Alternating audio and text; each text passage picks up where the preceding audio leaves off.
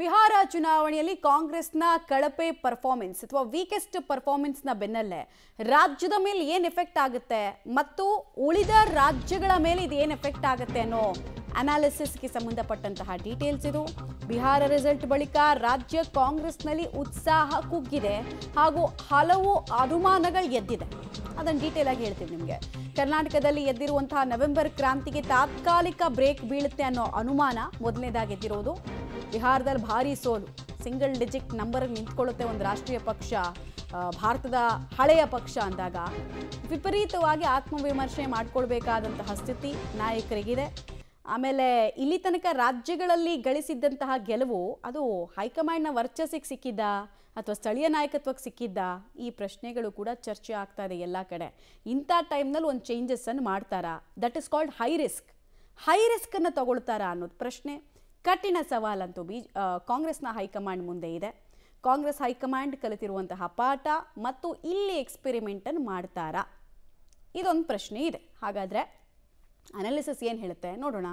ಸದ್ಯಕ್ಕೆ ನಾಯಕತ್ವ ಬದಲಾವಣೆ ಚರ್ಚೆಗೆ ತಾತ್ಕಾಲಿಕವಾಗಿ ಬ್ರೇಕ್ ಹಾಕುವಂತಹ ಸಾಧ್ಯತೆ ಇದೆ. ಅಲ್ಲಿಗೆ ಸಿಎಂ ಅವರ ಕುರ್ಚಿ ಭದ್ರವಾಗತ್ತೆ, ಅಪಾಯ ಇಲ್ಲ ಅಂತ.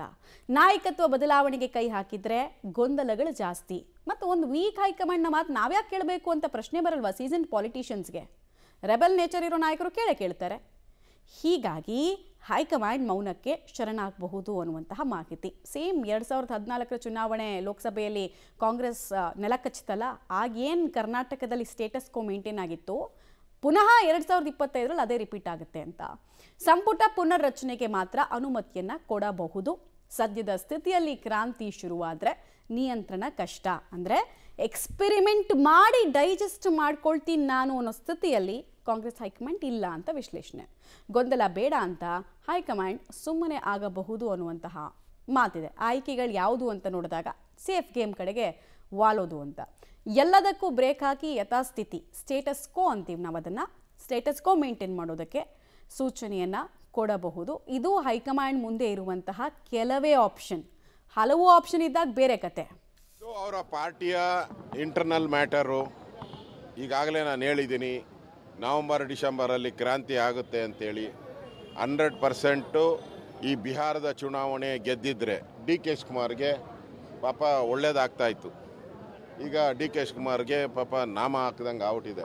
ಏನಾಗ್ತೈತೆ ಗೊತ್ತಿಲ್ಲ. ಒಟ್ಟಲ್ಲಿ ಸಿದ್ದರಾಮಯ್ಯ ಭಾಳ ಸ್ಟ್ರಾಂಗ್ ಆಗ್ತಾ ಇದ್ದಾರೆ. ಕೇಂದ್ರದ ರಾಹುಲ್ ಗಾಂಧಿಯನ್ನೇ ಒಂಥರ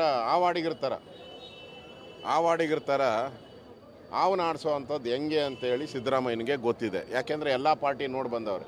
ಅವ್ರು ಜನತಾದಳ ಇವು ಕಮ್ಯುನಿಸ್ಟು ಏನೇ ನಾವೆಲ್ಲ ನೋಡಿ.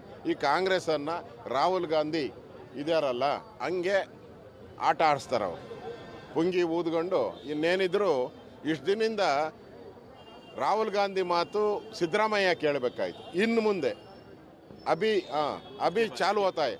इसके बाद करेक्शन, इसके बाद ಸಿದ್ದರಾಮಯ್ಯ ಮಾತನ್ನ ರಾಹುಲ್ ಗಾಂಧಿ ಕೇಳಬೇಕು.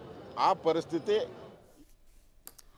ಡೀಟೇಲ್ಸ್ ಕೊಡ್ತಾರೆ ಮಸೂದ್, ನೇರ ಸಂಪರ್ಕದಲ್ಲಿ ಜಾಯ್ನ್ ಆಗ್ತಿದ್ರೆ. ಮಸೂದ್, ಈ ಎಲ್ಲ ಬೆಳವಣಿಗೆಗಳ ನಂತರ ಸಿದ್ದರಾಮಯ್ಯ ಅವರ ಸಿಂಹಾಸನ ಭದ್ರ ಅಂತ ನಾವು ಅಂದಾಜು ಮಾಡ್ಕೊಳ್ಬಹುದಾ? ಕನ್ಕ್ಲೂಷನ್ಗೆ ಬರಬಹುದಾ ಅಥವಾ ಇನ್ನೊಂದಷ್ಟು ದಿನ ಕಾಯಬೇಕು ಅಂತೀರಾ? ನಮ್ದು ಖಂಡಿತವಾಗಿಯೂ ಕೂಡ ಸಿದ್ದರಾಮಯ್ಯನವರ ಸ್ಥಾನ ಒಂದು ರೀತಿಯಲ್ಲಿ ಅಬಾಧಿತ. ಬಿಹಾರ ಫಲಿತಾಂಶ ಆ ಥರದೊಂದು ಸಂದೇಶ, ಆ ಥರದೊಂದು ಪರಿಸ್ಥಿತಿಯನ್ನು ನಿರ್ಮಾಣ ಮಾಡಿರುವಂಥದ್ದು. ಯಾವುದೇ ರಿಸ್ಕನ್ನು ಈ ಹಂತದಲ್ಲಿ ರಾಜ್ಯದ ಮಟ್ಟಿಗೆ ಕಾಂಗ್ರೆಸ್ ಹೈಕಮಾಂಡ್ ತೆಗೆದುಕೊಳ್ಳುವ ಉಸಾಬರಿಗೆ ಹೋಗೋದಿಲ್ವಾ? ಒಂದು ರೀತಿಯಲ್ಲಿ ಕಾದು ನೋಡುವ ಅಥವಾ ಮುಂದೂಡಿಕೆ ತಂತ್ರಕ್ಕೆ ಕಾಂಗ್ರೆಸ್ ಹೈಕಮಾಂಡ್ ಹೋಗ್ತಾ ಇದೆ ಅನ್ನುವಂಥ ಕೂಡ ಹೇಳಲಾಗ್ತಿದೆ. ಜೊತೆಗೆ ಬಿಹಾರ ಫಲಿತಾಂಶ ಹಿನ್ನೆಲೆಯಲ್ಲಿ ಇಡೀ ದೇಶದಲ್ಲಿ ಕಾಂಗ್ರೆಸ್ ಪಡೆ ಮಂಕಾಗಿದೆ. ಹೈಕಮಾಂಡ್ಗೆ ಒಂದು ರೀತಿಯಲ್ಲಿ ಬಿಗ್ ಶಾಕು.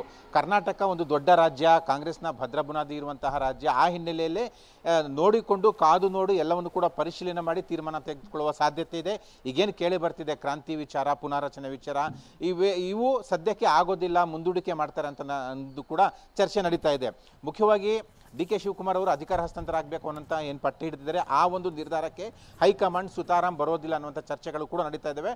ಒಂದು ವೇಳೆ ತೀರ್ಮಾನ ಮಾಡಿದ್ರೆ ಪುನಾರಚನೆಗೆ ಒಪ್ಪಬಹುದು, ಅದು ಕೂಡ ಪರಾಮರ್ಶೆ ಮಾಡಿ ರಾಜ್ಯದ ಪರಿಸ್ಥಿತಿ, ಮುಂದಿನ ಎಫೆಕ್ಟು, ಜೊತೆಗೆ ಪುನರ್ರಚನೆಗೆ ಅವಕಾಶ ಕೊಟ್ಟರೆ ಇಲ್ಲಿ ಕಾಂಗ್ರೆಸ್ ಒಳಗಡೆ ಏನೆಲ್ಲ ತಲ್ಲಣಗಳಾಗ್ತವೆ, ಪಲ್ಲಟಗಳಾಗ್ತವೆ ಎಲ್ಲವನ್ನೂ ಕೂಡ ಅವಲೋಕನ ಮಾಡಿ ಮಾಹಿತಿಗಳನ್ನ ಪಡ್ಕೊಂಡು ವರದಿಗಳನ್ನ ಪಡ್ಕೊಂಡು ಅದಕ್ಕೆ ಅವಕಾಶ ಕೊಡುವ ಸಾಧ್ಯತೆ ದಟ್ಟವಾಗಿದೆ. ಅಲ್ಲಿವರೆಗೂ ಹೈಕಮಾಂಡ್ ಯಾವುದೇ ತೀರ್ಮಾನ ಮಾಡೋದಿಲ್ಲ ಅಂತಂದು ಕೂಡ ಹೇಳಲಾಗ್ತಿದೆ.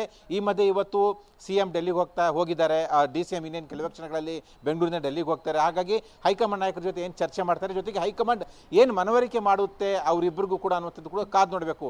ಯಾವ ಹೈಕಮಾಂಡ್ ನಾಯಕರು ಅವರಿಗೆ ಭೇಟಿ ಆಗ್ತಾರೆ ಅನ್ನುವಂಥದ್ದು ಕೂಡ ಕುತೂಹಲ. ಸದ್ಯಕ್ಕೆ ರಾಹುಲ್ ಗಾಂಧಿ ಸಿಗೋದಿಲ್ಲ ಅಂತಂದು ಕೂಡ ಹೇಳಲಾಗ್ತಿದೆ. ಒಟ್ಟಾರೆಯಾಗಿ ಒಂದು ರೀತಿಯಲ್ಲಿ ಅಯೋಮಯ ಪರಿಸ್ಥಿತಿ ರಾಜ್ಯ ಕಾಂಗ್ರೆಸ್ನಲ್ಲಿ ಮನೆ ಮಾಡಿದೆ. ಯಾವುದೇ ಬದಲಾವಣೆಗಳು, ಯಾವುದೇ ವಿದ್ಯಮಾನಗಳು ಕೂಡ ನಡೆಯೋದಿಲ್ಲ, ಈ ವರ್ಷ ಏನು ಕೂಡ ಆಗೋದಿಲ್ಲ ಅನ್ನುವಂಥ ಚರ್ಚೆಗಳು ಏನೇ ಆದರೂ ಕೂಡ ಕಾದು ನೋಡುವ ತಂತ್ರಕ್ಕೆ ಹೈಕಮಾಂಡ್ ಹೋಗ್ತಾ ಇದೆ. ರಿಸ್ಕ್ ಬೇಡ ಅನ್ನುವಂತಹ ಮನಸ್ಥಿತಿಗೆ ಕಾಂಗ್ರೆಸ್ ಹೈಕಮಾಂಡ್ ಬಂದಿದೆ ಅಂತ ಕೂಡ ಹೇಳಲಾಗ್ತಿದೆ. ಮಮತಾ, ಧನ್ಯವಾದ ಮಸೂದ್ ತಮ್ಮೆಲ್ಲ ಮಾಹಿತಿಗಾಗಿ.